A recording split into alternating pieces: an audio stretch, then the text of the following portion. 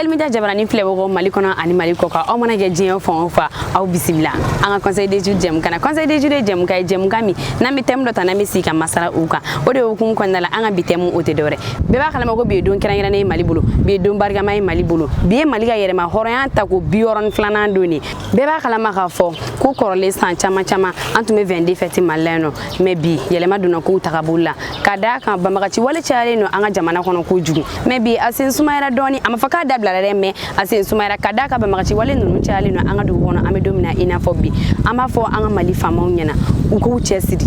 u b'u cɛsiri u bɛ cɛsiri la nka halisa k'u ka dɔ fara a kan a si minɛ a ka jamaw n'i ko faso faso ye bɛɛ de jɛ ye malidenw an ka don da kelen fɛ an ka bɔ da kelen fɛ n'i ye Mali jatɔla ye n'i ye jamana jatɔla ye c'est que anw bɛnna kelen de ma an ka bɛn kelen ma an k'an bolo di ɲɔgɔn ma an ka kɛ kelen sanga ani wagati min ni o kɛra jamana bɛ ja jamana kɔnɔdenw bɛ nisɔndiya jamanakuntigi fana bɛ nisɔndiya an bɛ finitigilakaw fo nin yɔrɔ in na kosɛbɛ kosɛbɛ foli ni tanu kan ka d'u ma halisa ko kura tuguni ka d'a kan u b'u faso bila k'u musow to yen nɔ k'u ka denbayaw to yen nɔ k'olu bɛ faso lakanani de fɛ ka tɛmɛ u nin kan u bɛ taa kɔrɔn fɛ u bɛ taa an ka kɛlɛkɛyɔrɔw la u bɛ taa diɲɛ fantan naani bɛɛ lajɛlen na u b'u nin de di saya ma Mali tɔgɔ la ko faso ko de ka di olu ye ka tɛmɛ u yɛrɛ ko kan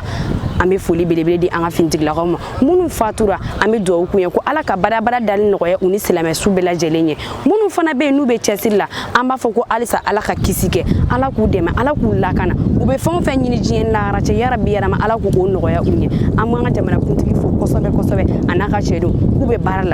baara la yɛrɛ yɛrɛ de halisa k'u ka dɔ fara u ka cɛsiri in kan fasoko in a ma nɔgɔn dɛ n'i kɛra jamanakuntigi ye i kɛra jama ɲɛmɔgɔ ye f'i ka se i yɛrɛ la de i k'i bolo da i dusu la ka sabali k'i muɲu buna hadamadenw kɔrɔ sinon bɛɛ b'a kalama k'a fɔ ko jama ɲɛmɔgɔya ko a ma nɔgɔn bi kɔni ye 22 denmansaw a y'a lajɛ aw minnu bɛ yen ni aw bɛ taa baarayɔrɔw la jama girinin no fan bɛɛ fɛ bi i taara baarayɔrɔ la i ma wari sɔrɔ ou bien i taara baarayɔrɔ la a gɛlɛla i ma cogo dɔ la k'a d'a kan mɔgɔw bɛɛ lajɛlen ko ko fɛti bi bɛɛ tɛna se ka ye sugu la bi k'u bɛ taa sanni kɛ e min n'i ma wari sɔrɔ a ta ni hakili jamana ko de don faso ko de don n'i ye faso ko ta k'a kɛ i yɛrɛ ko ye a ka ca Ala fɛ ko caman bɛ nɔgɔya denmansa minnu bɛ yen nɔ fana musolakaw ni aw b'aw denw bila ka bɔ kɛnɛma a ye denmisɛnninw ladon bi a ye aw janto denmisɛnninw na ka d'a kan jamana ɲagaminen don bi an bɛ don min na bɛɛ lajɛlen nisɔndiyalen don bolimafɛntigiw bɛ se ka boli togo sugu bɛɛ la dugu kɔnɔna la minnu fana bɛ circulation na a ye boli dɔɔni dɔɔni a ye boli dɔɔni dɔɔni a ye taa dɔɔni dɔɔni yɛrɛ de halisa n bɛ segin a kan a ye taa dɔɔni dɔɔni ka d'a kan bɛɛ lajɛlen nisɔndiyalen don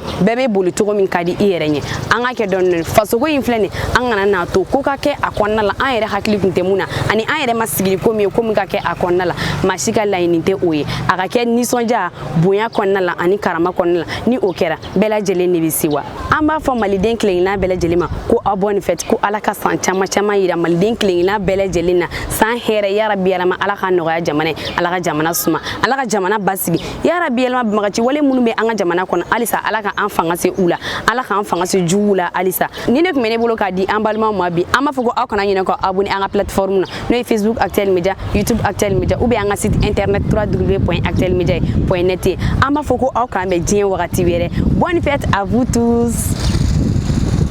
Maliennes et Maliens, pour la consolidation de la démocratie au Mali, les autorités de la transition ont adopté et promulgué une nouvelle loi électorale avec des nouvelles innovations dont, entre autres, la création de l'autorité indépendante de gestion des élections, EGE, comme organe unique de gestion des élections, article 3 de la nouvelle loi électorale. L'EGE est représenté à l'intérieur et à l'extérieur du Mali, districts, les régions, les cercles, les communes, les ambassades et les consulats. Article 6 de la nouvelle loi électorale. Au niveau national, le collège de l'EGE est composé de 15 membres, dont 8 membres viendront des pouvoirs publics, 4 des partis politiques et 3 viendront de la société civile. Article 7 de la nouvelle loi électorale. Au niveau de chaque région, district, cercle, commune, l'EGE sera dirigé par une commission de 7 membres, à raison de 4 représentants des pouvoirs publics, 2 des partis politiques et 1 de la société civile. L'EGE est représenté au niveau de l'ambassade et du consulat par une coordination de 5 membres, dont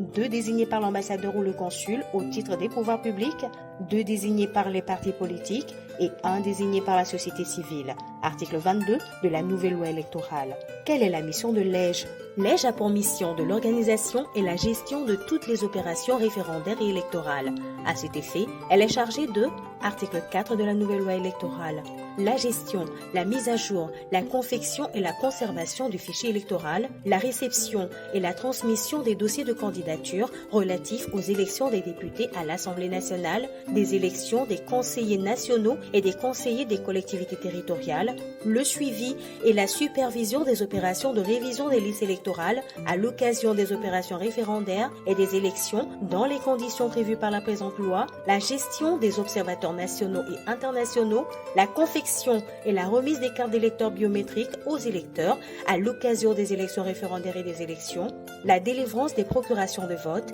la proclamation et la publication des résultats provisoires des scrutins par bureau de vote et la transmission des procès-verbaux. Dans cette nouvelle loi électorale, le ministère de l'Administration territoriale et de la décentralisation a pour mission d'appuyer l'EJ. À ce titre, il est chargé de l'organisation technique et matérielle des opérations référendaires et électorales. Article 5 de la nouvelle loi électorale. Maliennes et Maliens, un citoyen actif est celui qui s'implique dans la gestion des affaires publiques et politiques. Alors, élevons notre voix pour promouvoir nos droits, notamment celui de voter les dirigeants de nos choix.